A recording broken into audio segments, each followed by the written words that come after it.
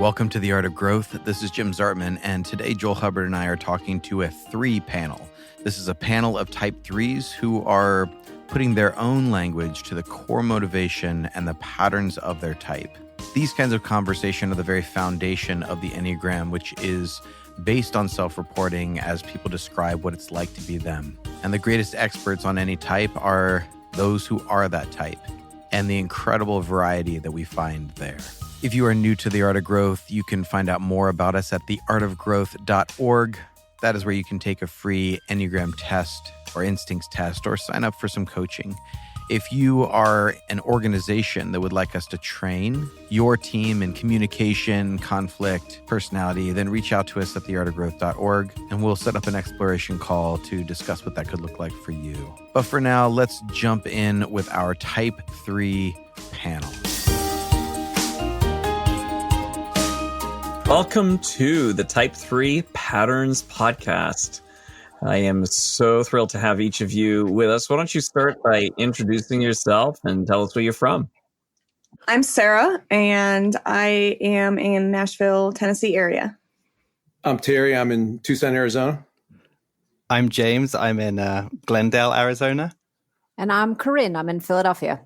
All right. Well, welcome to each of you. We are doing this podcast on patterns. So first of all, let's begin by asking for your definition of the core motivation. The core motivation is usually described in a lot of literature as this like this one-liner usually, where it's like the core motivation of the 3 is to succeed, to achieve, to be competent, and to be perceived as successful. So oftentimes it's that one-liner. But what I want to hear is for you to describe it and to explain it a little bit more and do so from your viewpoint. And who would like to begin? So when I think of core motivation and be seen as successful, to put that in an example format is either my friend group or work colleagues or my personal relationships. I always like to be seen as valuable in a format of no one's going to look at me and say, oh my gosh, she should be doing more, could have been doing more. Meaning I was big into sports as a child. So I was, the captain, the star of the team, that, all of that stuff that, your typical 3 did. I was a good student. And then I also wanted to be seen as a really cool person and moved from Minneapolis, Minnesota down to Nashville to be in the glitz and glamour of the music industry. So that's kind of when I think of motivation and what got me to where I am today, all of those stars kind of aligned and got me to where I'm sitting here. So yeah, I agree with Sarah a lot. I would voice it more that I needed to feel successful and feel competent and feel like I was getting things done more than actually being seen. It was nice to see that. I needed that maybe, but not as much. I needed to feel it more inside that I was competent and successful. What helps you feel that way? Getting things done, checking things off the list, being good at what I was doing from the way I felt. It was nice to get thank yous. It was nice to get praise, but I really didn't feel like I needed it as much. Yeah, something for me is like a compulsion to be productive. That's definitely a core motivation for me. Even my day offs have like a to-do list. Like, I'm going to do this to relax for this many minutes. And then I'm going to like check that off and feel like, yeah, good job, me. Yep. I succeeded at doing nothing. Yep. And I relate a lot with what Terry said. Not super interested in what most people say about me, other than like very close, trusted people. Lots of time, if people are like, oh yeah, like, oh, you did so good. I'm like, okay, that's nice. I don't know if you know like how good I am, if that makes sense. So it would seem to come more so from people that maybe know a little bit more of what you actually accomplished, or people that you regard as maybe important, or people that you look up to, admire. Yeah, because sure. It doesn't really matter if it's coming from somebody who you're not seeking to impress them. It's like, right, yeah, that doesn't really motivate me. If I could sum up my 3 motivation in a song, Nice. I think it's Miley Cyrus, The Climb. Right? How does that go? It's just, oh, come on. You don't know Miley Cyrus. I'm not singing it, but it's just like the climb. Like, it's like the next mountain, the next peak, the next hard thing. And so I agree with what everybody said. For me, it's certainly in a space of I want to be seen as, perceived as competent and capable. And so kind of like what folks just said, there's certainly an external assurance or an external validation that comes back to me of like, look at that. I just climbed that hard mountain. I'm competent. I'm capable. Did you see what I just did? Here I am doing the next hard thing. Yeah. It's like, sure, could I sign up and do a triathlon? Yes, but why start at a sprint? Go Olympic distance and then don't back off. You know what I mean? Like everything is like, I'll see you that and raise you a this. I think that's a good transition. Another thing when I think of motivation is if I look at it like a triathlon sounds absolutely horrible to me. Like I don't even want to attempt it. You know, I remember things that you look at something and if you look at it and you might not be good at it or successful at it, you're like, I'm not even going to try because if I try and fail, now I'm not seen as successful. So I will pick and choose what my mountain is that I'm climbing very carefully. And I agree with that, Sarah. And again, using the analogy, we hike mountains. The journey's horrible. Can't stand it. But the fact that when I get on that peak, that is it. I accomplished it. I made it. I did it. But getting up there and getting down, no. Miserable. Yeah. Someone said to me the other day, like, James, you're just so good at everything that you do. And in my head, I'm thinking, no, I just do things that I'm good at. Yeah. By design. It's just more efficient that way. Yeah, I love it. Well, you're all talking about the pattern as well. So we started with the sort of core motivation is that what's driving all of that. And then what do you do? And in some cases, you've mentioned some things like, well, I'm not going to take on a challenge I don't think I'm going to succeed at. Right. So that's part of how the core need gets met. So I'd like to elaborate on that because the core need, and we've been saying this for some time at the Art of Growth, is the core need itself is not really ever going to get met in the ways that we try to get them met. It's actually the ego is much more intelligent. It's protective. It's saying because you don't feel successful, inherently, you don't feel that sense of value. What it's going to do is to keep you from ever having that experience again. And so it manifests in things like, make sure you succeed. Make sure that you plan that success out so it's not, you don't leave it up to whim. You don't leave it up to chance. And so maybe elaborate a little bit on that. Like, what do you see as your pattern of making sure that you don't experience that sense of failure? Usually I'll try something, but within the first 5 minutes, if I feel like I'm not going to make it, I'm done. I'll quit. I love dabbling in the house. I love tinkering with electronics or fixing things. But if I realize that I can't do it in a couple minutes, I'm not going to do it. I'm not going to persist for 2 or 3 hours in something. I'm just not going to make it. So I'll pawn it off somebody else. So that's kind of, but I do test the waters. I will definitely test the waters on most things. There's a few things I'll know, like again, back to triathlon. There's no way in the world I'm going to test that water. But, other things I will test the waters a little bit. But if it's like there's a stumbling block and it's going to take a long process, I'm probably not going to do it. I have a kind of a strange feat where, and I have ADHD, and this is also an ADHD thing, where I genuinely believe that if I put my mind to it, I could be successful at anything. My dad used to say to me, even at a very young age, is like, you don't practice until you get it right. You practice until you can't get it wrong. So I'll definitely go into the lab and just overwork and practice. And if I'm bad at something, it almost makes me want to like conquer that thing and then like prove to myself that I can be successful at that. And I agree with James. I've used the mantra, if anybody can do it, I can do it. When I was younger, that was a driving force for me. But then at times it was like, nope, okay, I've got other things I want to accomplish. So I would kind of use that mindset of like, no, that's not as important. This other thing is. Would you say because efficiency is important to you? So you're like, 100%. I can do this other task. 100%. Yeah. In that core motivation for me, there is this innate, I can almost like physically feel it of like, oh no, I have to do it. Like a compulsion. Yeah, but like in a sense, like there's that scared feel of if I don't get it, if I fail at this thing, like there's the exposure, there's the So there comes with this sense of like, like, again, I will conquer this. I will work so hard at whatever this thing is to figure it out. So in that space of like, because the fear of the failure, the fear of sort of that exposure of, oh, in fact, I am a fraud. Because I think that's part of like, certainly for me, there is this sense of like, yeah, the inner critic is pretty loud for me. I don't know if that resonates for you all, but there is that sense of like, if I just work really hard, they're not going to know. Yeah. You're right. That imposter syndrome comes out an awful lot. Yeah, for sure. Even if it's not true, it always feels like an imposter to the point where it's like, okay, I'm good at this thing, but I'm always outwardly convincing other people that I'm better than I think I am. It's like, no, I am that good, but in my inside, I'm almost saying it out loud to reassure, I'm trying to fool myself into thinking this, right?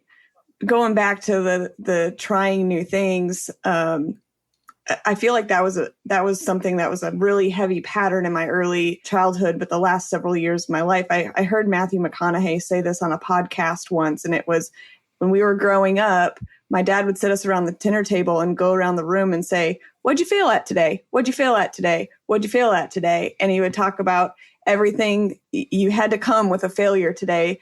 And it wasn't to shame you. It was, you tried something. It's you're trying, even though you're not good at it, you're trying it and failing. It's more about trying it. And I kind of have been trying to embrace that, but it's so hard. So hard.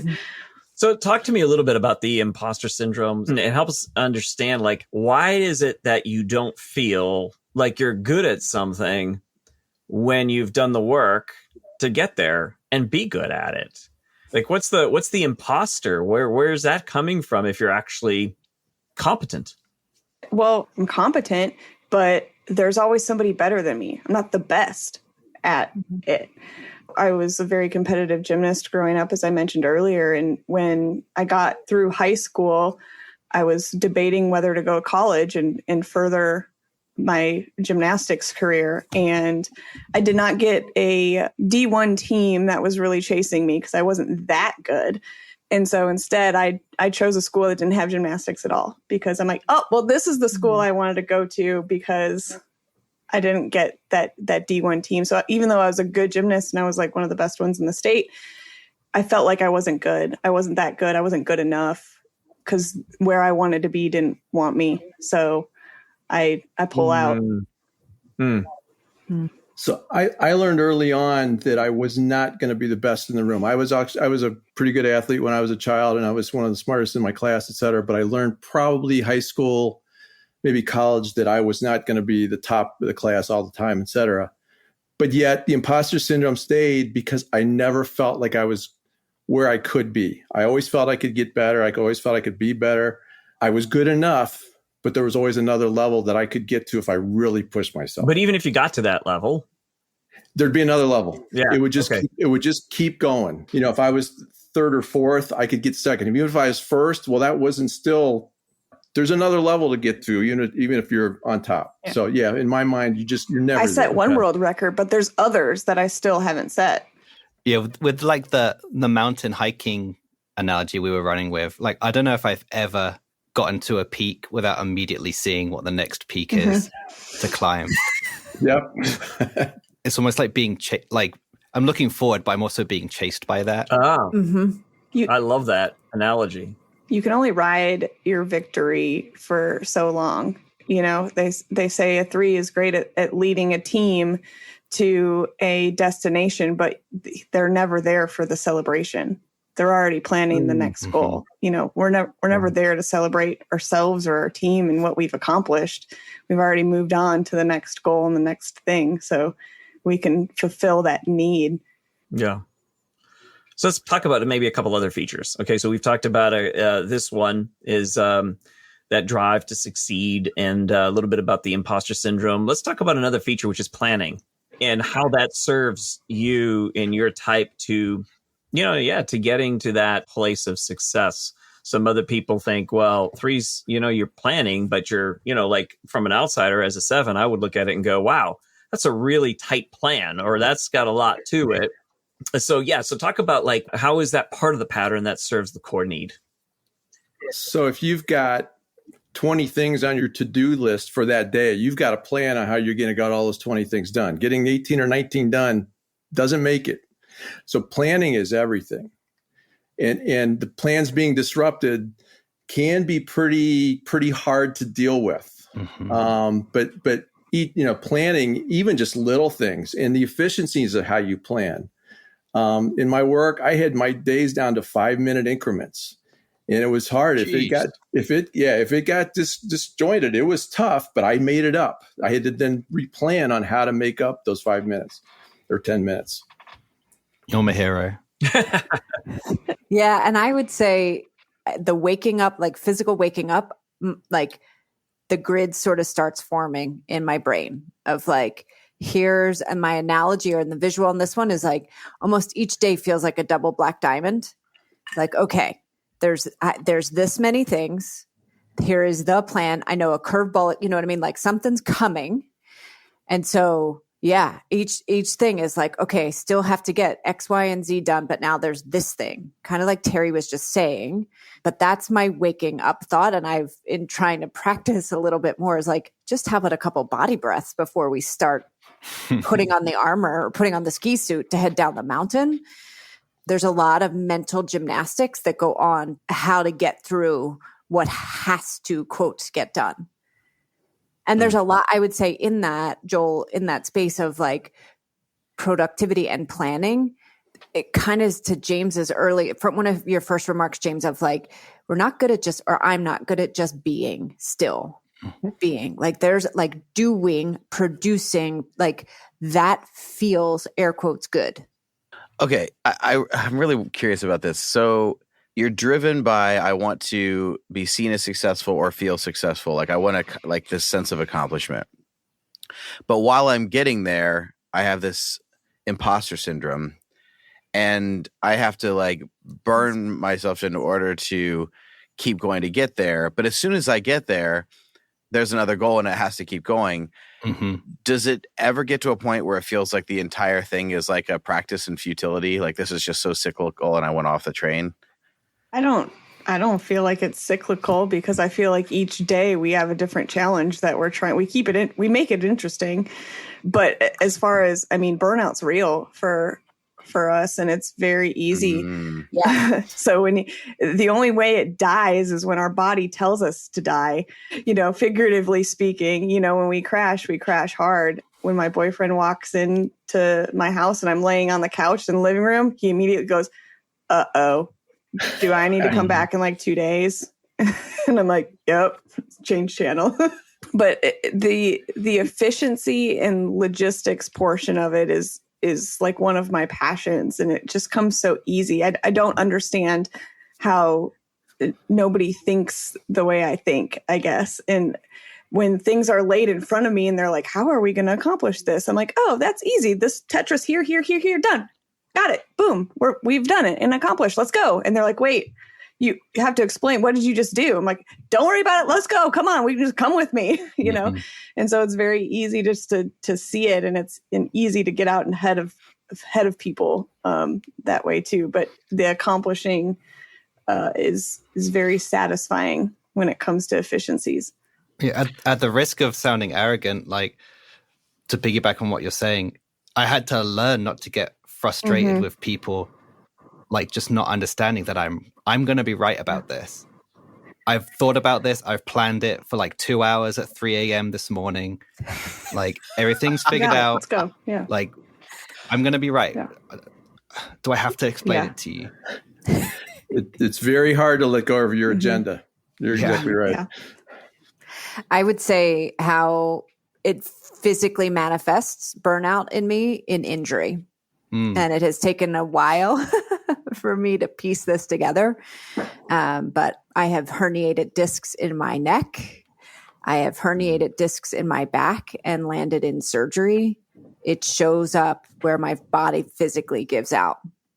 So I agree. I actually had a significant crash and burn 8 years ago this month, and it drastically changed. I'd had a lot of previous where you kind of had those times where you'd sit back and you'd lay on the floor, lay on the couch, but then within 2 days, you're back to planning again and you're back to, doing it. But it does, Jim, it takes something really significant to kind of wake you up. Mine manifests in like problems with mental health. I'm currently on like anti-anxiety and antidepressant medication because I've had times where just like deep periods of depression and a lot of that is just the way that I'm wired, but also just this sense of like overwhelming, like I'm never going to be able to get all this stuff done to the level that I know that that I feel that it needs to be. I don't know if it needs to be done that well. Yeah. Yeah. We've coached a few type 3s with ADHD, and they in particular struggle with the anxiety, and each type 3 will have their own sort of like, issue that comes along with them. There's nobody that gets away with just a clean, easy type 3 existence. So let's talk about, because this is so good. And I think it's important for folks to understand how this pattern works within the type 3. There is something for each of us in terms of our patterns that actually does work. Otherwise, we wouldn't do it, right? So there's something about the pattern. And like we're saying, I think it pulls back a little bit on the sense of failure. So as long as you're running as a 3, as long as you're checking off the list, it's like being pushed from behind in one sense. And I don't know if that's what you meant, James, but like you're kind of running from that sense of shame or failure, and you're continuing to keep moving forward. The high side, so we're talking about the low side right here, but the high side is that there's some really wonderful things about all of these features in the type 3, that you're able to do some amazing things. You're able to accomplish plans. The fact that, Sarah, I'm glad you see that. We've said this to all 9 types, like you're gifted. If you could see it and recognize it, it'll help you also to stop being so frustrated by people who aren't gifted in the same way. But that's part of what comes with the type 3 is your capacity to see how the problem in front of you or the sort of chaotic mess that's in front of you, how you can turn that around with a plan, and somehow you magically come up with it. Now, some 3s say, well, I work pretty hard at it. I say, yeah, how hard? Have you seen me try planning? I mean, so, yeah. And then they recognize like, yeah, that's true. That's a good point. Like I can come up with it generally faster than most people. That's part of the gift of the pattern. So there's a high side to it. What I'd love to do is hear from you in terms of like when you realized that the pattern at its low side was not really working for you, and what are some things that you began to do maybe to change that pattern? Well, I guess, again, I had this event 8 years ago, which was a real eye-opener. And I realized that I had never stopped to smell the roses, so to speak, that life had passed me by and I was all about doing. And I didn't even know who I was outside of this person that was just knocking things off and doing things. And I had about a 9-month sabbatical and I was lost, totally lost, relatively clinically depressed. But it just kind of woke up, said, hey, there's more to life than just ticking things off the list and doing things. So again, going back to the hiking analogy, it was more enjoyable to actually experience the journey of climbing the mountain and looking at the leaves and the trees and crossing the streams and stuff like that. And the peak was still cool. It was great. But yet it was the journey up and down, and the pain I actually felt in my body was kind of like, wow, it hurts to do this, more than I realized just from an emotional standpoint. So, but I think it was just more that realizing that there's a little more to life than just knocking things off and there's great things, as you said, about being a 3. It's really been wonderful accomplishing the things I did and leading some of the things I did, knowing the people I've got to know, but yet I really didn't take care of me. Did you change anything after that experience? Yeah, I was quote unquote forced to retire. That was my first retirement. I eventually took on a second job where I kind of sat back and didn't lead. I kind of said, let's see what the organization wants, and kind of helped out. I started listening to my body more, realizing that I got to take care of myself. Again, I was an athlete. I'm not now, but I've got to start realizing that these aches and pains are real. So it's doing that and slowing down. Again, in my case, I've got 2 young grandsons. I guess the way I look at it, it's kind of that sports analogy. And instead of moving the game, I'm kind of letting the game come to me a little bit. Ooh. All right. Ooh. So it's kind of like, instead of driving life, especially my grandkids, it's like, let's let them drive. Let's sit back and just kind of watch and enjoy and take in the moment. So that's kind of what I've been working on. Again, it's still a work in progress, because there are times when, Sure. I've got my agenda and we're going to go there and we're going to do this. And I still got a plan and I still got my efficiencies, but there's other times you just got to sit back and go, no, let's just keep it simple, and let the game come to you. Wow. I think what's unfortunate or fortunate for us threes is that we live in America, which is a very three country, and it's super easy for us to be super three. And I think that's kind of played into when you talk about our strengths, Joel. I'm a super great corporate employee, which I keep falling into. And it just is very indicative of the three. There are very clear ways to succeed there and climb up the ladder and keep going. But I think when we talk about a pivot point in our lives, every story I've heard from a three is there has to be some sort of extreme crash for us to actually be like shaken awake to realize that we need to change something within ourselves and realize that there are side windows in our car and not just a windshield. I think we get so used to looking out the windshield at what's in front of us that we don't even know what, the side looks like. So like you, I had a big crash, and mine came in the form of a divorce. And it was a hard point and a hard move in my life. I felt like I failed at something that was important to society. And I was also, changing jobs, and there was like 3 or 4 other things. Anyway, I got real sick for about 3 months, went to the ER and just totally, completely crashed. And at that point, I started therapy, and my therapist introduced me to the Enneagram, and I was like, oh, this explains so much. And like, this is the hack. This is the hack to being a better me and being the best three I can be. And so now here we are. But it's come in the form of in less of an addictive kind of way and more of a healthy way. Yeah, for me, it was almost about a year and a month ago is when I first saw a psychiatrist, because I want to say it was almost a year or 2 of having like literally daily panic attacks. And my whole digestive system was totally jacked up to the point where I went to the doctor to try and like get tested for allergies, because I could like barely eat. And I was like, yo, I'm going to die if I don't do something about this. And I remember like lying in my bed and being like, I'm going to die. Like, I don't know I can't eat anything. Like, I feel all these feelings. And then once I got on some medication to kind of like help my mind figure itself out, and then talking to a therapist, kind of like what Sarah was saying, like figuring out like what the hacks are to use my patterns like for myself. Because I think that like at first my natural instinct was to have poor pattern control, if that makes sense. So like, how do I get better? Well, I look at someone who's better at me, and then I compare myself to them. Because of course, how else am I going to get better if I don't compare myself to someone else? Oh, interesting. But then now I know that's actually super unhealthy. So if I flip that around, like I only ever compare myself to myself, and how do I become a better version of me? Sort of like using the hacking my brain that way to kind of like be in a more healthier space.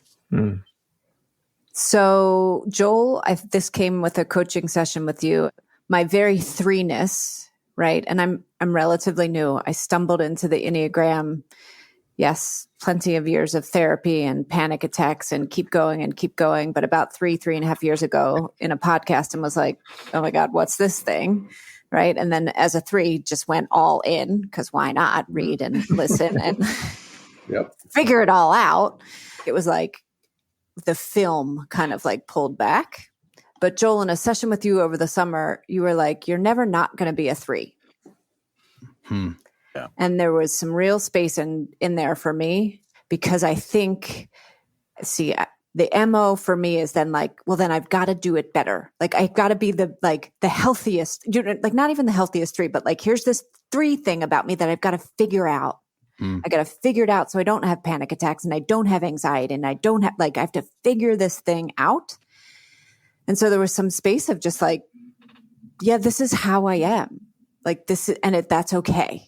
Like just permission then to be like, I'm a 3 who is, planning and makes hard choices and decisions, and also naming the good side. And I think that has been helpful for me too, is to pull back and be like, because I'm so hypercritical of the underbelly side of the 3. So that's one of just like, and I'm a 3. And then the other, I think in a pattern, what I'm trying and playing, failing, trying, playing, is when I can feel of like, here comes the, whatever it is, the performance, here's the test, here's the thing, is to say to whomever, whatever the like external is, to say, you know what, this feels really, really scary for me right now. And here's why, which is like the most out of body, out of crazy 3 land to be in. That's how it feels to like let somebody actually in on like what the experience is. And it's not in all the time, y'all. Like, trust me, it's like just trying it right now. But there's been some real cool stuff that's opened up in that space for me to say, yep, I see that you perceive that I am as competent and capable and can do this with my eyes closed, but this is how it actually feels for me. I think you mentioned something when we're talking about patterns. I think an important one to point out for us is the chameleon and the masking, and the ability to put on different masks based on who we're around and the different environments we are to fit in or to try to belong.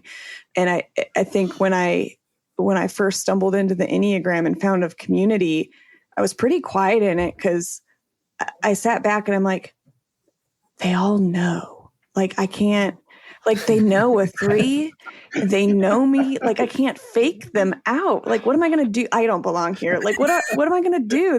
They know what I'm doing.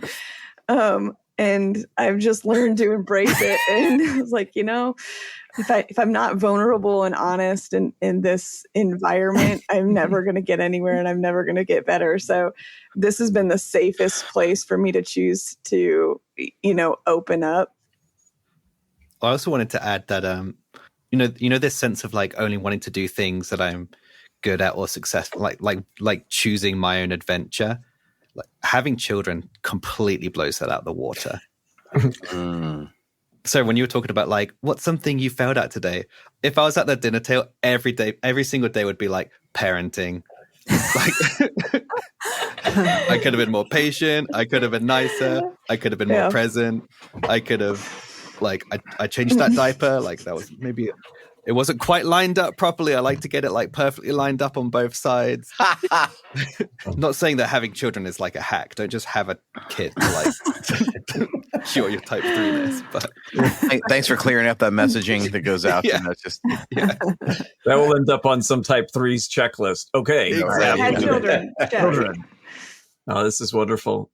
What I'd like you to do as we round the corner is talk about something that you are doing well, and see if you can lean into that a little bit. I know it's difficult. It's difficult for all types to celebrate something about themselves that they are doing well.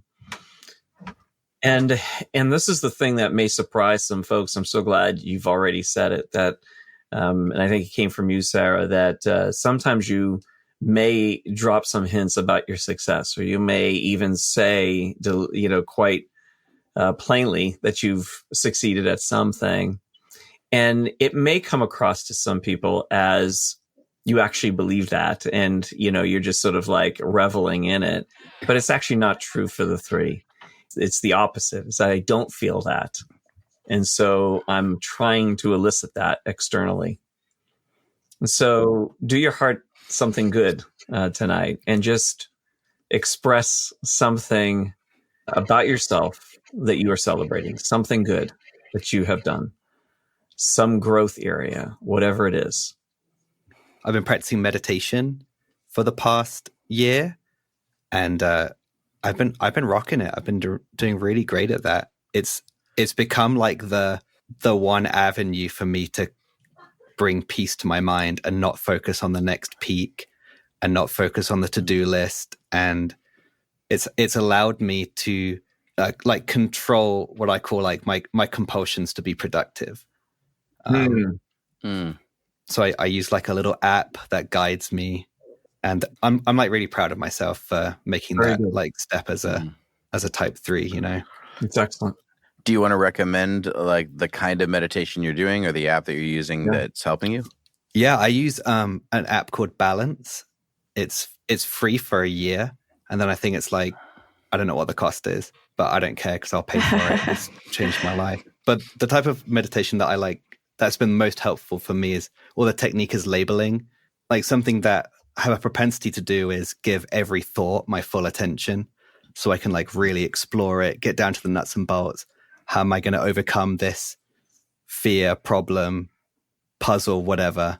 And just allowing myself to be like, oh, that's just a thought. Like, so that's like the technique of labeling. And it took me a lot of practice to like, I still haven't mastered it, but it's brought me a lot of peace. Yeah. Does it give you some objective distance from the thing that would always be kind of pushing on you and putting pressure on you? Absolutely. Yeah. Yeah, it's developing that distance that's sort of like you're the observer. You're not just subject to your own thoughts or subject to your own feelings. So, yeah. I can still tap into that side when I need to, like when I'm at work, when I need to get something done. I said to my therapist was like, what do you want to get out of therapy? And I said, I just want to be able to spend time with my family and not wish I was at work. Yeah. You know, because I feel guilty, but I also like want to get work done. And so that kind of like started the pathway there. Yeah. Very good. Awesome. Got a good segue for that. I think the work thing is definitely a hard mountain, if you will, if we're going to keep on theme, to climb or to not see in front of us. As a 3, we're a lot of our lives are focused and surrounded by that because we get a lot of value and worth out of it. And I know, Joel, you know this. I'm in this weird like liminal space right now where I've been notified that my job is going away and I don't have a plan to figure out what is next. That's a lie. I have a plan, but I mean, I have a plan, but it's a very loose plan and I don't know if it's going to work out. And I'm doing all of the activities in my plan, but it's hard to gain the results that I'm wanting. So I've really been kind of struggling with that, but I think what I've been doing great at is trying to find peace and comfort in that space. And fortunately, I am not going to starve tomorrow. I've have a foundation where I can, afford to have that space and not be able to, like, if I don't have a job at the end of the month when I get let go, I'm not going to completely freak out. I probably will freak out a little bit, but I'm trying to really lean in to just being okay in that space. And I've really leaned into using this time to not even focus on work at all. My energy and my focus towards my current job that I'm wrapping up has been very minimal. And I'm using all of my 3 energy to pour into however many self-improvement activities and books that I can possibly do. And whether that be meditating or, reading or listening to Brene Brown or, doing all of the Enneagram work that I've been doing, it's been very helpful because I find at places in my journey that I kind of put myself on the side, and I've been utilizing the time to kind of recenter and refocus and actually like learn about, without work, who am I? And so I'm relearning me. And so that's been a fun journey this past month or 2, I'd say. I guess success for me is being able to tell people that I am retired. I'm on my second retirement. It's been almost a year and a half. And it took me probably a year to use the R word because, you're tired. Do you have value to anybody? Mhm. And of course, as you know, value is real important from a 3 standpoint. But I'm learning to live in the moment. Some of the meditation, like James is doing, living in the moment, enjoying the moment, stopping to smell the roses, taking care of my body. I walk every day. I'm doing yoga now, that was just for girls, back in the day. So things like that. But it's really just realizing that my value is just being me. And my value can be as little as just holding a door for somebody or just giving somebody space or my wife space when she needs to talk or something like that. I don't need to drive things. So, but it all comes down to just learning what retirement is for me. I'm not there. And again, as a 3, I may never get there, but I'm learning to enjoy the journey. I have a question. When you tell people you're retired, do you tell them what you're retired from? I imagine myself doing that. Well, interesting question. And again, not to get too much in, I'm a retired physician. And when I was a doctor, I never used the word doctor. When I would go places, I was never Dr. X. I was first name basis with all my patients.